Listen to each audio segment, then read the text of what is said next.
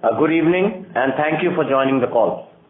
Let me start with some macro commentary and then get into bank-specific details. Indian economy delivered a robust Q2 real GDP showing 7.6% YOY growth and RBI raising the financial year 24 growth forecast markedly to 7%. Economic activity sustained momentum in Q3 supported by resilient urban demand and gradual turnaround in rural demand. Investment activity continues to be aided by buoyancy in the public sector capex. Financial markets and banking system conditions largely remain stable. Bank credit growth remained steady around 16% while growth in deposits picked up around 12 to 14%, reducing the gap between them. Liquidity in the banking system turned into a net deficit, shrinking with the withdrawal of pandemic-era monetary accommodation by the RBI. Looking ahead, private consumption should gain support from gradual improvement in rural demand, strengthening of manufacturing activity and continued buoyancy in services. Government thrust on infrastructure spending and expected momentum in private capex should drive investment activity. Coming to quarter-specific development, during the quarter we had some excellent achievements as well as some misses. On the positive, the retail deposit mobilizing one of the best in several quarters with moderate increase in the cost of deposits. The loan growth was broad-based across retail segments and with the visibility from market campaign was as never seen before. Key profitability matrices like NIMs, PPOP margin, ROA, etc. was healthy. On the miss, we saw slippages on the higher side than expected and we are working towards normalizing in this quarter. Overall, we had many positives in Q3 and aim to make it a better in Q4. Robust loan growth momentum. We witnessed another quarter of strong retail growth at 24% YOY, which drove the overall loan growth of 20% for the bank. Retail saw healthy momentum across vehicles, microfinance and consumer segments. We were selective in corporate loan growth at 15%, focusing on mid and small corporates. Retail deposit acquisition gaining pace. We saw one of the starkest sequential improvements in the share of retail deposit as per LCR of around 1% in one quarter. Our retail deposit grew 5% quarter on quarter despite the challenging liquidity environment. We are now touching the PC6 ambition of 45 to 50% retail as per LCR with still couple of years to go. The increase in cost of deposit was moderated at 9 basis points quarter on quarter. Progress on new initiatives. Our digital banking offering Indi is seeing strong traction aided by increased awareness via our marketing campaigns.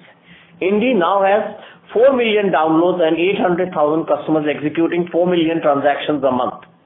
We continue to scale our liability initiatives of affluent and NRI banking with deposits growing at 20 and 29% YOY respectively.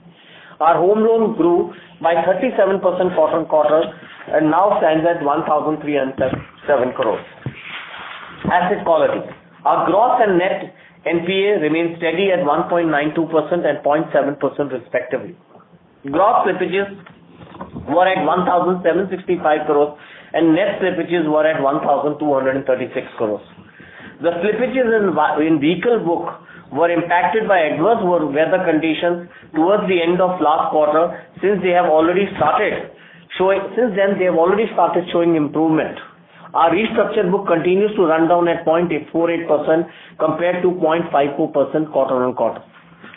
Healthy earnings stability. Our net interest margin remains stable at 4.29% sequentially. Our other income grew by 15% YOY driven by granular retail business. We continue to invest in human capital, physical and digital infrastructure as well as marketing initiative resulting in a OPEX growth of 6%. Our PPOP margin to loans remains steady at 5.2%. Overall, our profit after tax grew by 5% quarter on quarter, 17% year on year to 2,301 crores. Our capital adequacy remains healthy with CET1 at 16.07% and overall CRAR at 17.86%. Now coming to individual businesses. Vehicle finance. Our vehicle finance business continued robust growth momentum with highest ever disbursements in our history of 13,700 crores, growing 7% quarter on quarter. The cumulative 9-month financial year 24 disbursements at 38,380 crores were up 15% year on year. As a result, vehicle loan growth remained healthy at 20% YOY and 5% quarter-on-quarter. Within vehicle categories, cars, utility vehicles, construction equipment saw more than 15% quarter-on-quarter growth in disbursements. Two-wheeler segment also saw healthy growth in disbursements with demand picking up on the back of improving rural segments and festive season. Commercial vehicles and three-wheeler disbursements were slower quarter-on-quarter driven by lower industry volumes. We have, however, maintained our market share across the segments. We have doubled our auto loan book in the last 2 years with market share now close to 4%. This has helped us balancing the vehicle loan book between commercial and passenger segment de-risking cyclicality. The gross slippages in vehicle finance were at 0.73% versus 0.93% year-on-year and 0.64% quarter-on-quarter. The slippages moved up sequentially due to adverse unseasonal weather in December, such as floods in southern side as well as heavy fog in the northern side, impacting collections to some extent. The situation has since then improved, and we have already seen a turnaround of 10% in the Q3 slippages, getting upgraded in a couple of weeks in January. We expect to see this momentum continuing for the rest of the Q4, resulting in normalization of these temporary slippages. The restructured book in vehicle finance reduced to 705 crores from 910 crores quarter-on-quarter, with majority of the reduction due to upgrades and recoveries. Overall, our vehicle portfolio is now diversified across product categories, and we are well positioned for sustainable growth across different product cycles. This could also be evident from this quarter's number, where despite the sequential softness in MSCV segment, we maintain a robust growth momentum. Bharat Financial Inclusion Limited. BFIL distribution is now running at its potential capacity with outstanding loan book originated at rupees 40,544 crores, growing 24% year-on-year. The growth was robust in microfinance as well as merchant acquiring business at 20 and 55% year-on-year respectively. We have been cautious of growing the book balance between new customer acquisition without excessively leveraging the customer ticket sizes. Our active loan clients now stand at 9.4 million, reflecting a growth of 17% year-on-year and 4% quarter-on-quarter. Microfinance. Our microfinance business continued momentum with year-on-year growth improving to 20% from 16% last quarter. Our average loan outstanding per customer reduced by 1% quarter-on-quarter, and we were cautious with elections in a few large states last quarter. Our net slippages improved to 0.55% versus 1.24% year-on-year and 0.57% quarter-on-quarter. MFI standard net collection efficiency in Q3 was at 98.6%, and our early delinquency buckets are better than the industry. Bharat Superstop, the merchant acquiring business. Our merchant loans stood at 4,783 crores with 55% year-on-year growth. The loan book reduced by 2% sequentially with focus on collections and average loan outstanding reducing from 70K to 68K per customer quarter-on-quarter. The standard net book collections from this client base stood at 99.1%. Bharat Money Stores Kirana Shop model. We have around 61,000 active Bharat Money Stores providing banking at the doorstep in remote areas. We continuously work towards converting inactive stores into active or close them if not successful over a period. Liability book sourced from these customer service to BFIL increased by 56% year-on-year to reach 2,541 crores. The customer base of 16.7 million accounts also registered an increase of 24% year-on-year and 6% quarter-on-quarter. Overall, BFIL continued the growth momentum during the quarter, which augurs well for the overall bank's profitability. We are well placed to participate in the large rural opportunity with our deep distribution network while transforming from microfinance to microbanking. Global diamond and jewelry business. The business continued to maintain its global leadership position. The growth, however, has been an issue for several quarters due to global macro challenges. The portfolio has degrown by 8% quarter-on-quarter and now contributes to 3% of the overall loan book. The asset quality nevertheless remains healthy with no SMA1, SMA2 or restructured accounts. Corporate bank. We continue to grow our corporate bank in a calibrated manner with focus on areas of competitive advantage rather than chasing headline growth numbers. The overall corporate growth was of 15% year-on-year, continues to be led by mid and small corporates growing at 17% year-on-year and 3% quarter-on-quarter. Within this, small corporates grew by 5% quarter-on-quarter, driven by seasonal uplift in the agri portfolio during the quarter. Growth in large corporates was at 2% quarter-on-quarter and 14% year-on-year, in line with our expectations. Specialized verticals outside the diamond business constitute 31% of the corporate book. This includes real estate, financial services, food and agri, education and healthcare.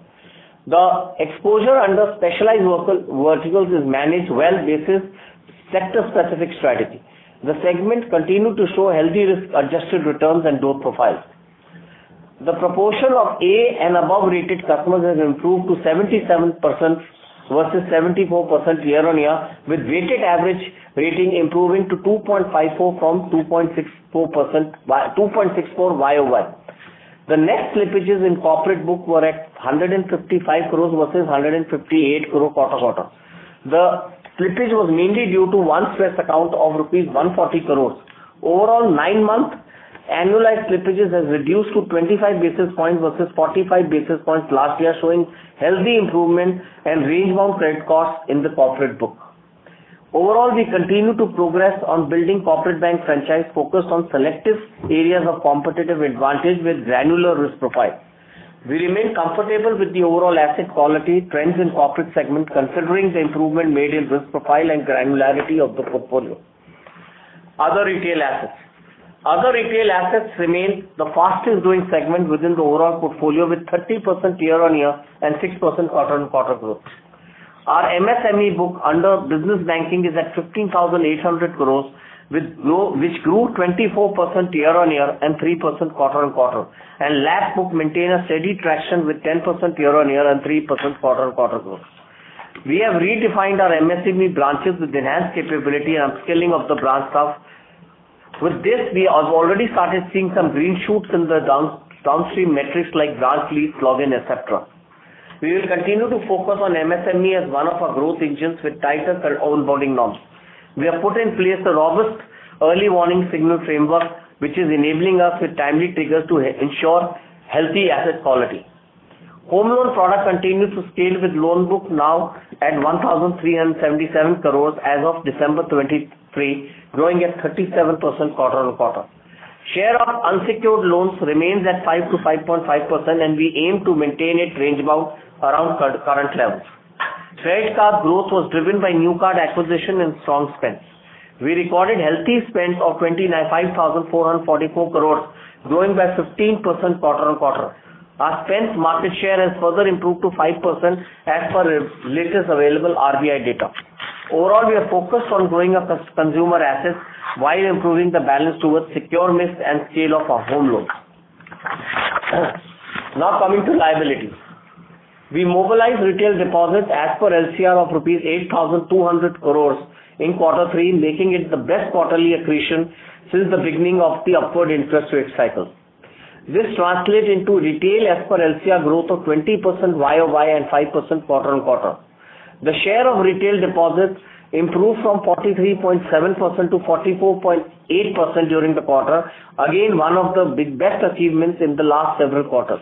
Retail deposits contributed over 75% of the incremental deposit growth during the quarter. We continue to let go non-retail deposits. Example, share of certificates of deposits reduced from 3% to 2.5% quarter-on-quarter. As a result, our overall deposit growth was 13% YOY and 3% quarter-on-quarter. The deposit growth also came along with moderate increase in the cost of deposits of 9 basis points in line with the communication earlier. CASA ratio remains stable at 38.5% quarter-on-quarter. We would be one of the few banks seeing an accretion in absolute savings account book. The accretion is driven mainly by continued focus on our customer acquisition as well as new launches such as Indus Grande in Q2 and Indus Solitaire in Q3. Indus Solitaire is the first of our community-focused relationship product aimed to leverage a strong position in the gems and jewelry segment. During the quarter, as many of you would have seen, we did a massive marketing campaign associating with the ICC World Cup in India. We reached over 1.25 million fans in the stadiums and over 520 million viewers via television coverage towards the tournament. The initiative was instrumental in improving our visibility as per independent survey by 1.5 times, and we could see the benefits continuing in the upcoming couple of cricketing events scheduled later this year. We also added 97 branches during the quarter, taking our branch count to 2,728. We remain on track and committed to add around 1,000 branches during this 3-year period. We continue to scale up our initiatives on affluent and NRI during the quarter. Affluent segment grew 20% year-on-year to 50,200 crores during the quarter. Affluent AUM was up 16% year-on-year to 77,100 crores. NR deposit grew 29% year-on-year and 6% quarter-on-quarter at 42,300 crores. Our market share in the non-resident segment stands at 3.3% as per last available data. It was 2.9% here. Share of borrowings in total liabilities was at 8%. The borrowings continue to be oriented towards long-term source of funds. Our liquidity position remained healthy during the quarter, with average LCR improving to 122% versus 117% quarter-on-quarter, and average surplus liquidity at rupees 39,500 crores for the quarter. Overall, we are making steady progress towards deposit retailization journey amidst the challenging liquidity environment. We continue to believe in our physical and segmental strategy, and with constant investments in traditional, digital and new initiatives, we remain comfortable in achieving our deposit growth ambitions. Digital traction. During the quarter, the bank officially launched Indi, coinciding with the campaign, and ran through the Cricket World Cup. Indi brings a revolutionary way to bank with many industry firsts. Within a short span of launch, bank has acquired more than 8.8 million customers on the platform and close to 4 million installed base. We continue to see momentum on Indi with 5 accounts being opened every minute, with 1 transaction every second. Engagement is increasing steadily with users as we are nearing doubling the number of transactions month on month, and active clients do as much as 35 to 40 transactions per month. Further, it is an earn model, and it is in the philosophy that underpins the digital business and not a burn model, and with asset product already integrated in the platform such as line of credit. We plan to keep expanding the product suite on Indi and migrating of existing clients desirous of moving to Indi as a platform will also start soon. We also have credit cards, wealth management, NRI and MSME proposition upfold on Indi, each with many industry firsts. On the existing platform, bank continued to see scale-up of user engagement. On Indus Mobile, user base increased 23% year-on-year, which is more interesting is that there was an increase of 15% of users who are monthly active on the app. So greater proportion of our users are now active every month on the platform. Merchant app saw a user base nearly double YOY, and during the quarter we enabled video KYC led self/remote onboarding ability on the app for MSME clients. The digital business model continued to scale, and remote do-it-yourself led by business now contributes significantly to our retail and MSME business. 56% of our savings accounts are now acquired in remote do-it-yourself digital manner by customers. 40% of our term deposit customers are acquired the same way. 45% of our personal loans and 33%, and of that 33% is pre-approved, while another 12% is real-time decisioning enabled. 22% of our credit cards are acquired in the same manner or via partnership through open API stack programs. In MSME business, 7% of our current accounts are now remote do-it-yourself and digital, and more than 20% of unsecured business loans are acquired the same way. Now coming to the financial performance for the quarter. Net interest income grew by 18% year-on-year and 4% quarter-on-quarter, with net interest margin remaining stable at 4.29% sequentially, while improving by 2 basis points versus 4.27% YOY. The net interest margin was supported by moderate increase in the cost of deposit of 9 basis points and was offset by the increase in yield of advances by 15 basis points. The repricing on the loan as well as the mix change in favor of retail is helped us improving the yield on advances.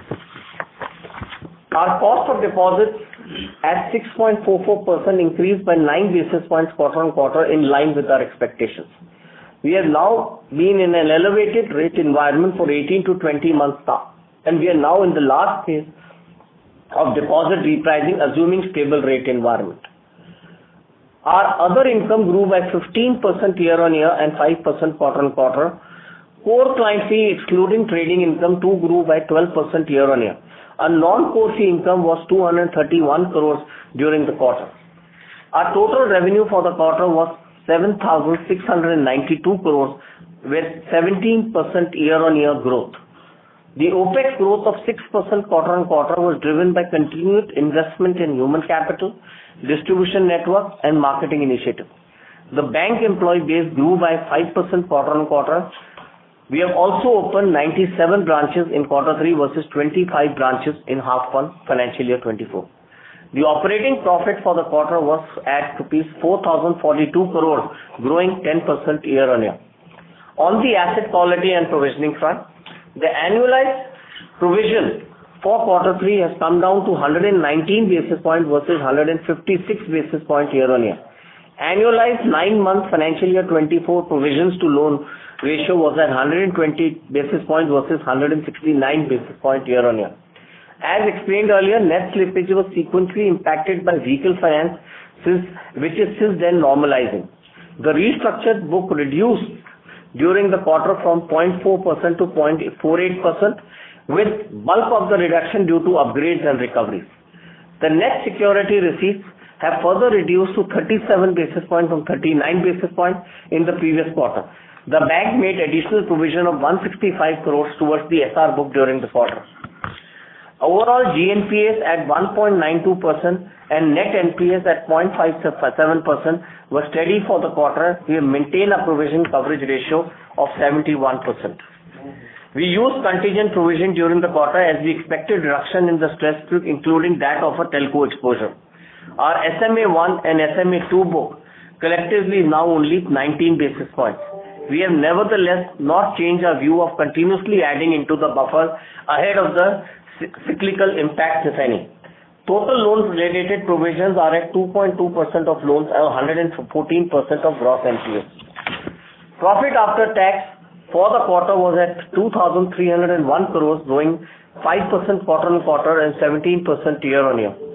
Our return ratios saw sequential improvement with return on assets at 1.93% and return on equity at 15.45% for quarter 3. Our CRAR, including profits, remain healthy at 17.86%. This reflects impact on a recent RBI circular on risk weights, and adjusted for that, CRAR improved quarter-on-quarter. Overall, as mentioned at the beginning of the call, we had quite a few positives during the quarter. While some of the improvements which we are focusing on priority for this and the next few quarters. The retail deposit growth has been a bright spot with a CAGR of 20% since the interest rate cycle change. We are in sight of a PC6 target of retailization and will aim towards the upper end of 45 to 50% ambition over the next couple of years. The retail growth too now is quite diversified, and with all the key businesses of vehicle, microfinance and consumer growing upwards of 20%, with further boosters from new initiatives. The asset quality, while better than last year, has a potential for further improvement. We are already seeing improvement this quarter so far, and we aim to deliver a better quarter 4. The investments in the new initiative, branding, physical and digital wins continues, as we have preferred investing for future over near-term earnings.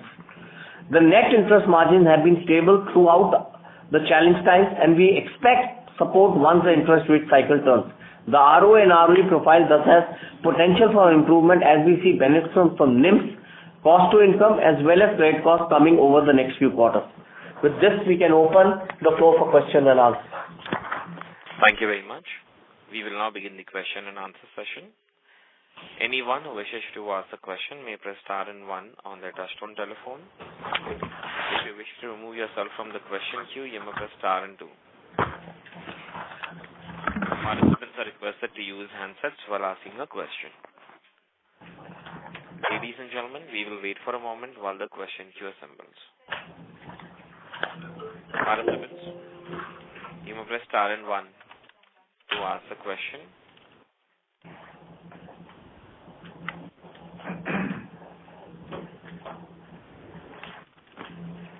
The first question is from the line of Chintan Joshi from Autonomous. Please go ahead.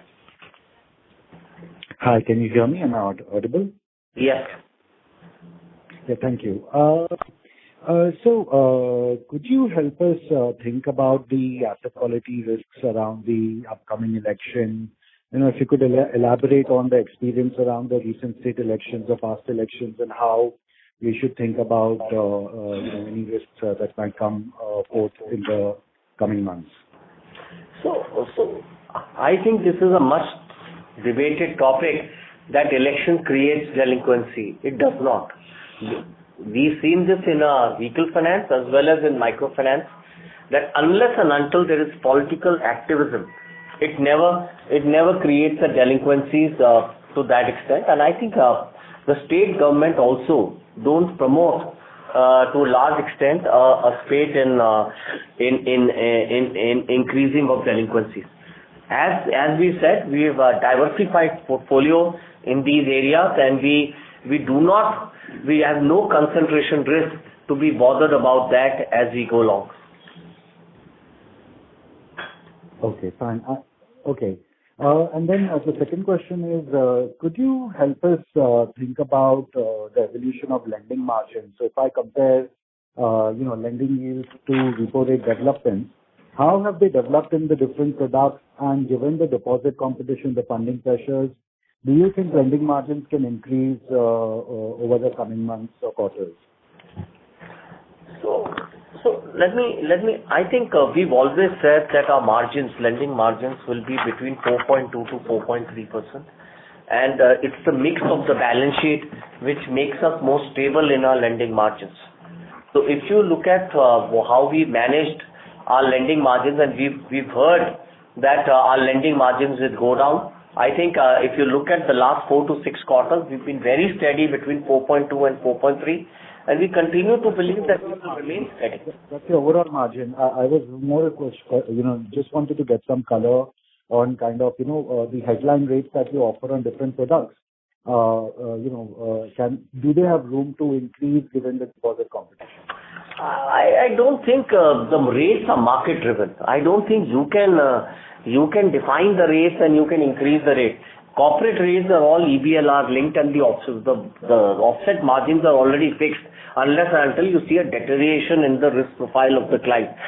On the fixed rate book, I think it's more competitive driven, and we don't want to increase rates in microfinance unnecessarily just to increase the rate. So I think as the interest rates are stabilizing in the deposit side, and we are seeing the last few quarter, maybe one more quarter of interest of increasing deposit cost of deposit, I think you should not increase the lending rate in the markets right now.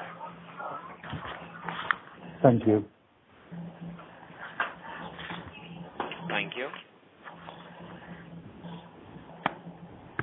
The next question is from the line of Kunal Shah from Citigroup. Please go ahead. Yeah, hi, Suman. So again, getting on to slippages, so quite a high run rate of 2.2%. You indicated vehicle finance, but again, that seems to be somewhere around 600 odd crores. So what are the other segments? Maybe we were always targeting 1,200 crores of slippage, and this time it's even more than 1,700 odd crores. So besides vehicle also, it seems there is further stress besides vehicle as well as corporate. And how should we look at it? Yeah. So in the corporate, the slippages of last quarter were 214. They were 312 this quarter. 67 crores got upgraded within the quarter itself.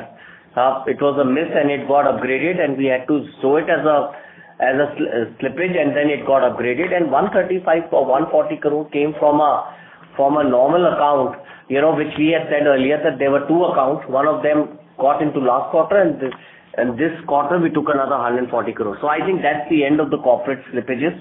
And 75 to 80 crores is the normal BAU business in the business banking or in the SME business.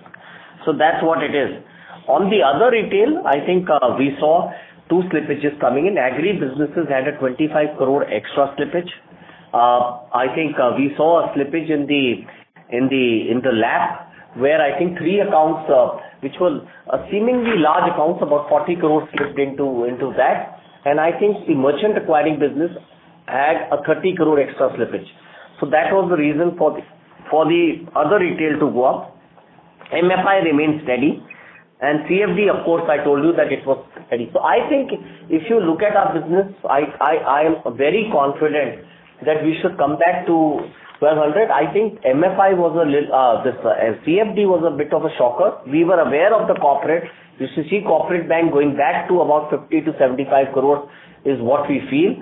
I think other retail will remain steady at about 350 crores.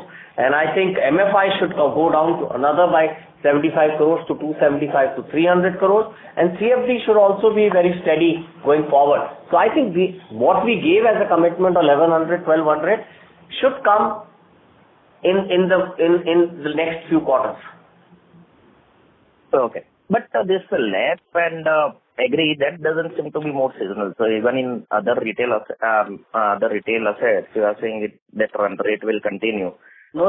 Besides the CFD, there doesn't seem to be any one-offs, or because LAP, I don't know, maybe in terms of the quality of the portfolio, this might continue, or this is just one-off of maybe. No, on LAP, this is a one-off. We didn't want to negotiate with the customer. The customer was asking for a settlement. We have the properties. We didn't want to do a settlement at that point of time. We could have avoided the flow, but we did not want to do that. And so I don't think this will come. I think even the corporate is a one-off, which we knew that it will come, and you'll see the corporate going down dramatically. Okay. And lastly, in terms of contingency, so again, last quarter we clearly said that we will not utilize contingency and in fact start creating contingency from 4Q. That still doesn't seem to be happening. We have further utilized 220 odd crores. So if we start creating contingency, how confident we are in terms of the guidance of 1.1 to 1.3% credit cost, given it's still running quite high? No, you're right. I think, Kunal, this is one of the misses which we've had this quarter. We wanted to build the contingency, but there is some positive news also. The positive news is that we had created for one big account contingency provision, and we believe that we are going to get paid hopefully by February 8th. So that provision may get released as a consequence, and we will not use it, and we will keep it aside. And I think we will add to the contingency more as and when we think that it is required. We will not deter away from adding to contingency, and we continue to believe that even if we add 200-300 crores to contingency, we will still come between 110 to 130 basis points in our credit cost for the year. Okay. So any particular period when we would start creating? So it seems like you said as and when required. I don't want to give any guidance, because I tell you I missed my guidance this quarter on this. Okay. So I think I'm just waiting for the gross flows to come back, and I think gross flows is a big indicator that I want to see 1100 to 1200 crores. But that's a miss on our side, and I think I acknowledge it. But I also think that this is a very temporary, and it will get back this quarter. You will see the improvement this quarter. Okay. Thank you, and all the best. Yeah. Thank you. Next question is from the line of Piran Engineer from CLSA. Please go ahead. Yeah, hi. Thanks for taking my question and congrats on the quarter. Just going beyond asset quality, can you talk a bit about vehicle finance demand? I believe it was a bit weak during the festival season, but what are the trends looking like post the festive season?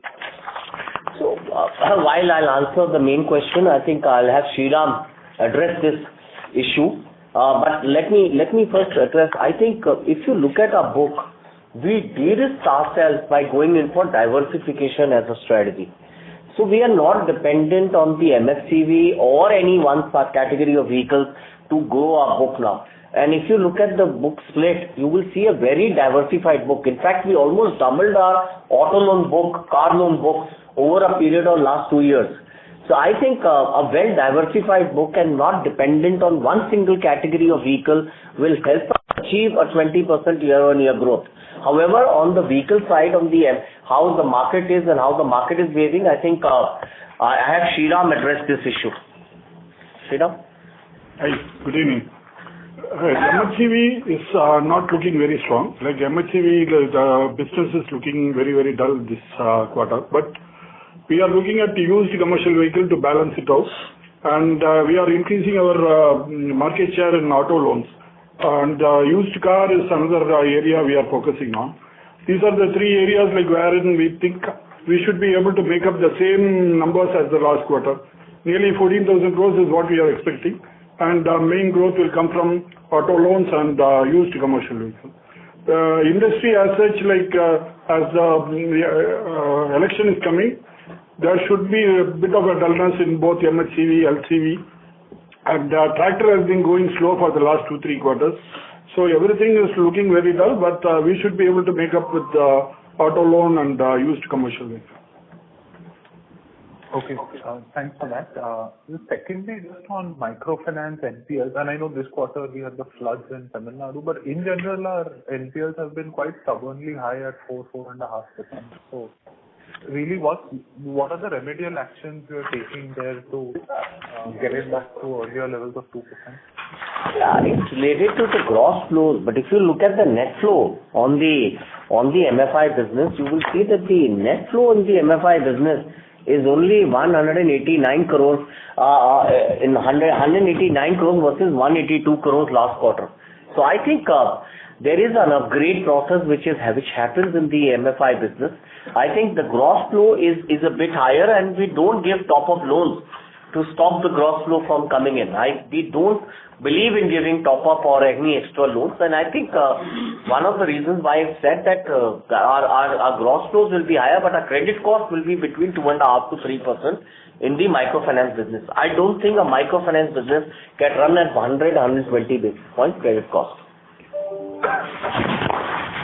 Okay. And just a last question on World Cup spend. Can you just quantify it? And you also mentioned you will be continuing cricket sponsorships this year. So we have as part of the deal we've got the T20 World Cup as well as the Under-19 World Cup. I can't talk about the cost because it's a confidential matter.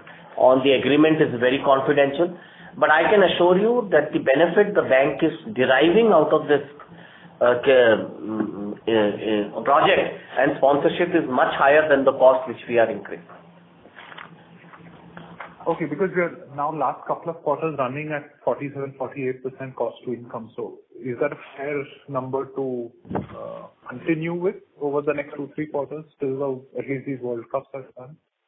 I think the good way to look at it would be that 45 to 46% in quarter one, going down to 45% in quarter three, and then we should stabilize. The bank should stabilize in year 3 at 41 to 43%.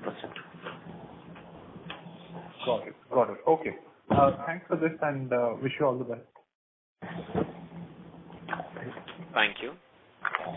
Next question is from the line of Abhishek Murarka from HSBC. Please go ahead. Hi, Suman. Good evening. Abhishek, sorry, but your audio is not coming clear. Hello. Am I audible? Yes. Thank you. Hi, Suman. Good evening. So my question is on the series. Abhishek, sorry, but 1 second we are losing your audio. Okay, let me join back in the queue then. Thank you. Next question is from the line of Param from Nomura. Please go ahead. Yeah, hi. Thanks for taking my question. So my first question is on Sumant. We've seen an improvement in LCR for the bank in this quarter. Obviously, we've been doing well on retail deposits, but on this between LCR and LDR, we are at about an 89% LDR. Is there any thought process on bringing that down or, any nudge from the regulator in that aspect? Not at all. I think if you look at our LDR, CD ratio, we are in line with the banking industry. In fact, some people are at 95, 96. We've always said that we will be between 86 to 90, and we've maintained our stance at that level.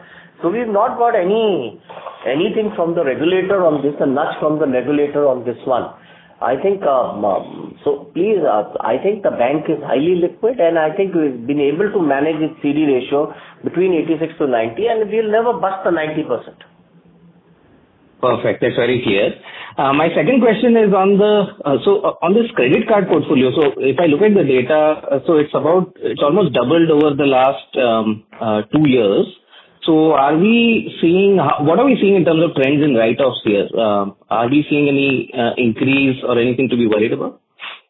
Not really. I think the credit card business will run at 250 to 300 basis points of credit cost, and because we have an overall earning of about 28 to 30% in credit card, including the fees. So we are very comfortable with the way we run and manage our business. Of course, there is a little bit of elevation in the flows which is happening, but it does get moderated at 90 DPD to some extent. And if you see our data and compare it with the TransUnion, I think we are in line with the competition in the TransUnion database, and I think we are plus minus 10% at all points of time in the credit cost as far as the industry is concerned. Okay. One more question, if I can squeeze in. You mentioned the net slippages in microfinance and vehicle finance about, I think, 0.5 and 0.7%. So these are not annualized numbers, right? These are... No, these are quarterly numbers. Quarterly. Okay, got it. So these are the bulk of the net slippages in the consumer finance business. Excluding this, it's marginal. I think the consumer finance business saw slippages in the microfinance side and in the vehicle side, and some in the other retail side, specifically in the merchant acquiring side, we saw some slippages. Okay, perfect. Thanks a lot and all the best. Thank you. Thank you. Next question is from the line of Nitin Agarwal from Motilal Oswal. Please go ahead. Yeah, hi. Good evening. Thanks for the opportunity. So one question on the liability franchise. Just wanted your thoughts as to how do you really see the sensitivity of deposit inflow to the premium deposit rates that the bank offers? How much of correlation is there? And so hypothetically, to increase the premium a bit, do you expect the inflows to improve significantly? It's very difficult to say. So there are some mid-sized banks or smaller banks which have given a higher deposit rate and have increased their deposit base. So I think there is some sensitivity which clients put on to higher deposit rates to get that.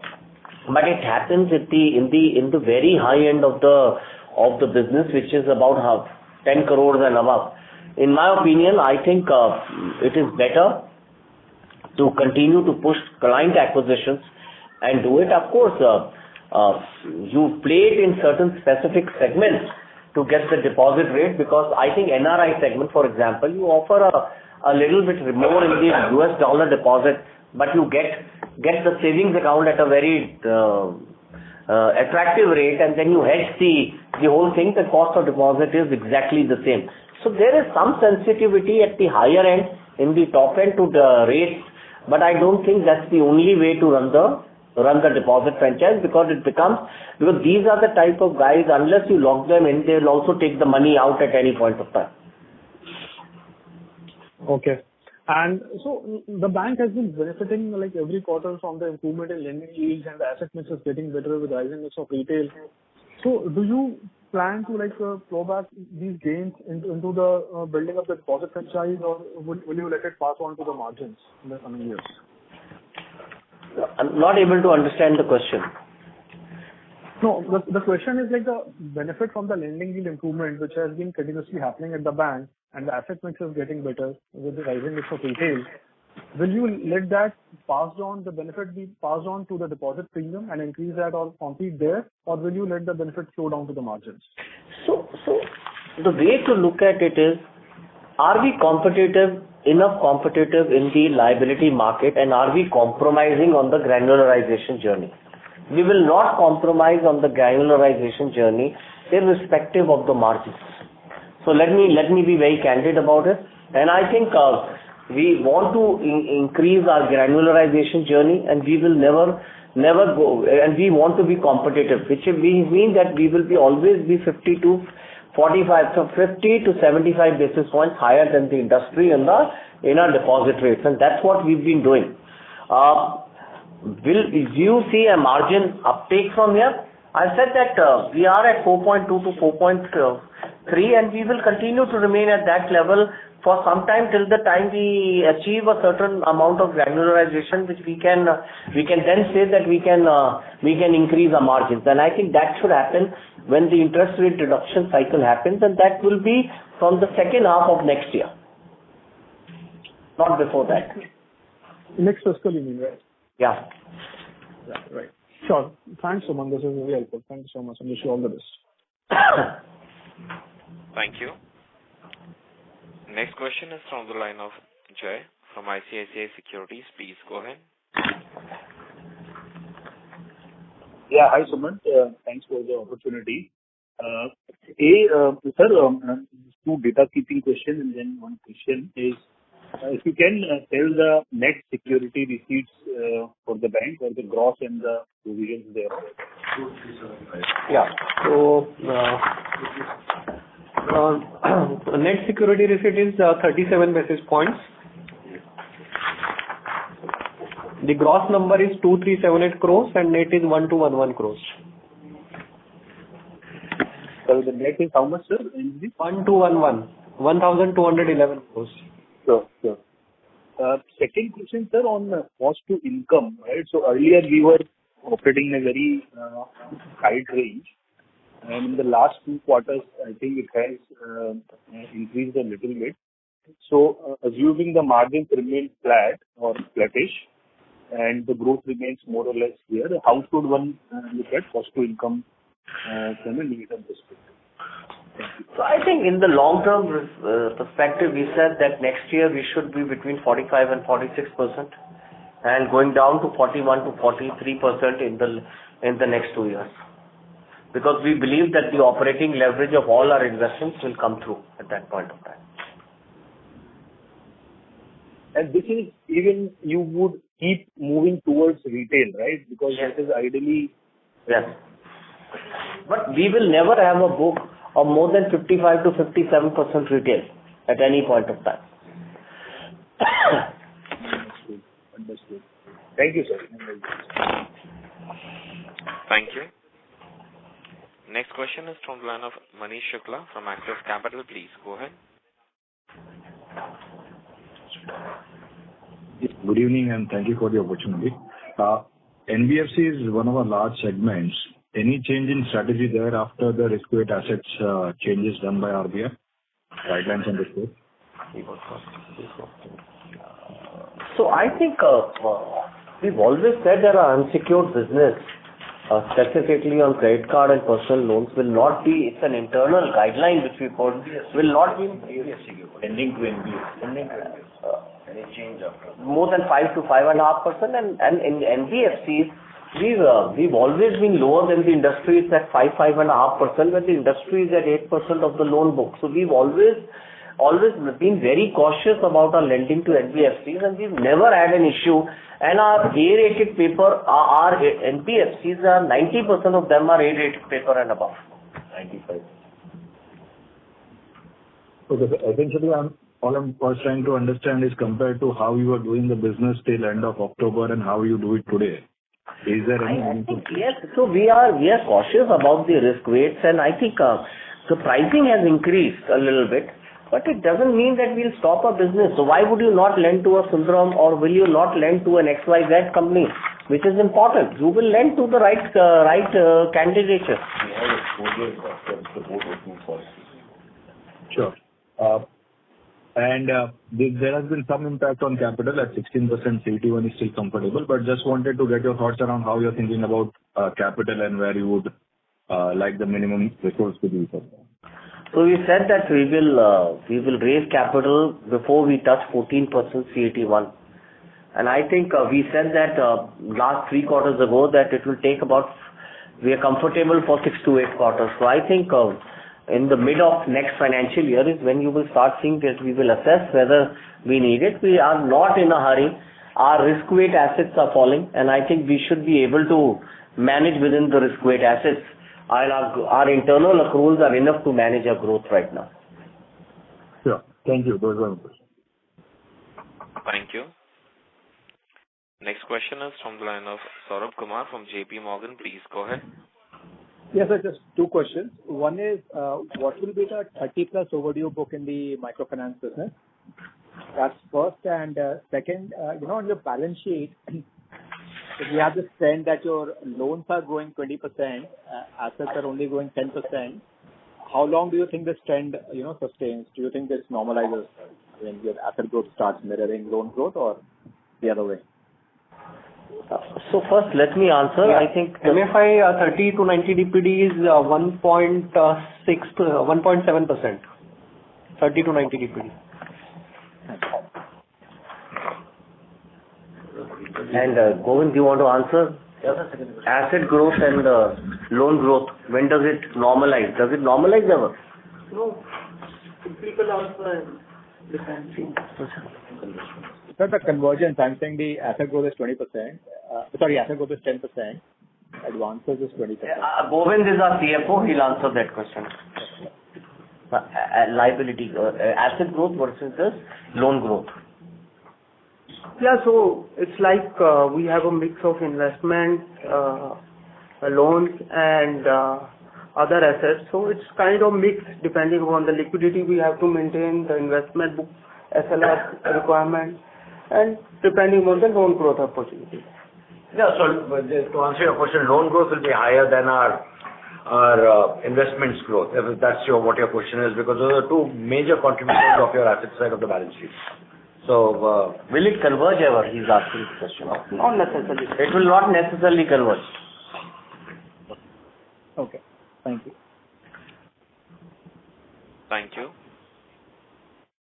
Next question is from the line of Shubhranshu Mishra from Phillip Capital. Please go ahead.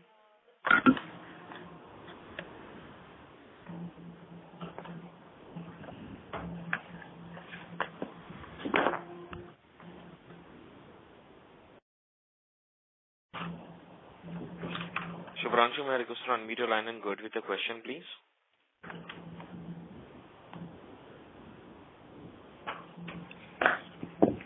Shubhranshu, can you hear us? Hi, can you hear me? Yes, we can. So, sir, my first question is on the vehicle finance book.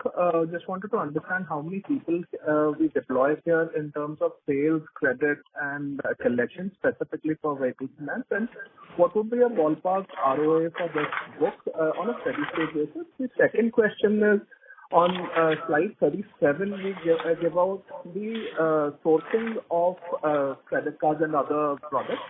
Specifically about credit cards, so just wanted to understand what is the actual cost of acquisition when we do a remote digital versus an assisted digital, the actual cost of acquisition per card.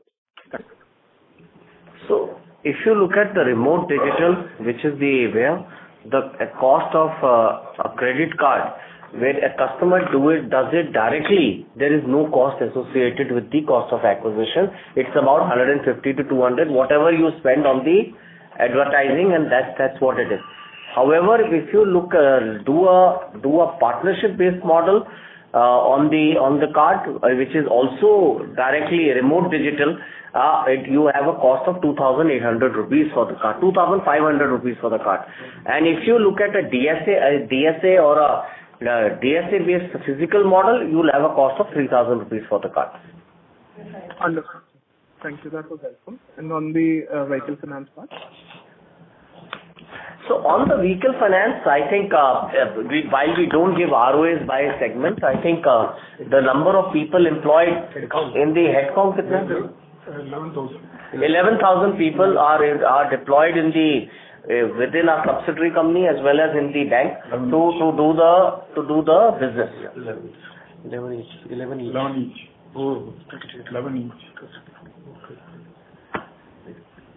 Understood, sir. And we expect to maintain the same level of disbursements going forward in FY25 as well, at the same run rate? So I think what we said is for the next quarter, we said that we will do 14,000 crore of disbursement. And let's say that how the next year goes, we said that we want to grow the vehicle book by 20%. To maintain it, I think the disbursement may have to increase by 5 to 7, 10%. Understood, sir. That was very helpful. Thank you so much. Thank you. Next question is from the line of Rakesh Kumar from B&K Securities. Please go ahead.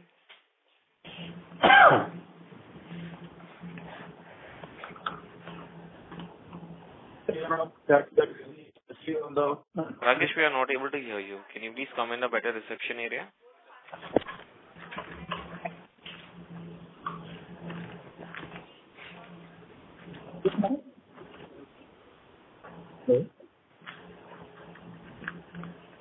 Hello. Ladies and gentlemen, we will take that as the last question.